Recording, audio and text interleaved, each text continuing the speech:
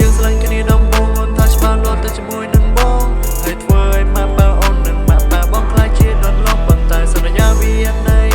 សន្យាធ្លាក់ទៅដីមិនយល់តែហេតុអ្វីបានជាក្បត់បងទៅយកនៅថ្មីមកពីបងមិនសង្ហាឬបងមិនចិត្តណយហឺហា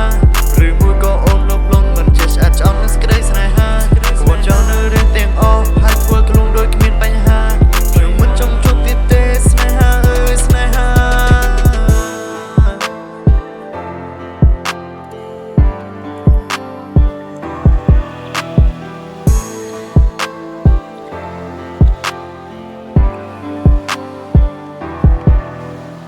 ឆាជីវិតខ្ញុំអើយមិននឹងរស់ដល់ពេលណាពេលចាប់ដើមស្នេហាជួបតែនាងបងប្រានៅទៅស្រឡាញ់នាងណា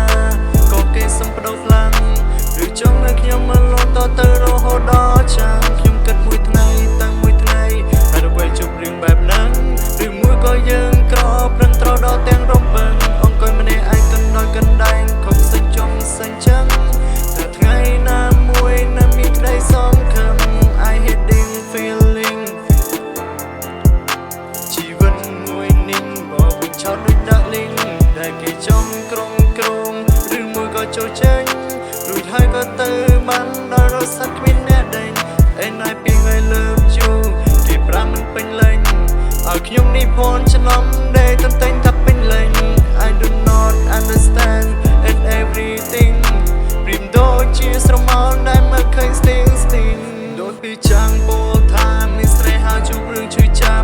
ឯងបានលឺហើយមិនដេចមិនព្រមត្រង់ត្រាំត្រូវចេះរងរួខំតែឆ្ពងហើយក៏មិនសាសាប់ដល់ពេលជ្រុលឈូងទៅបង្ខំចិត្តនឹងស្ដាប់របស់ដែលខ្ញុំធ្លាប់ថែបែបដៃគេថែម្ដងគេលុបបំបត្តិគ្រប់យ៉ាងហើយបំភ្លេចនឹងកន្លងពីមុនជាមនុស្សដែលធ្លាប់ strong ហើយលើត្រូវចោះចាញ់ដោយសារគេថា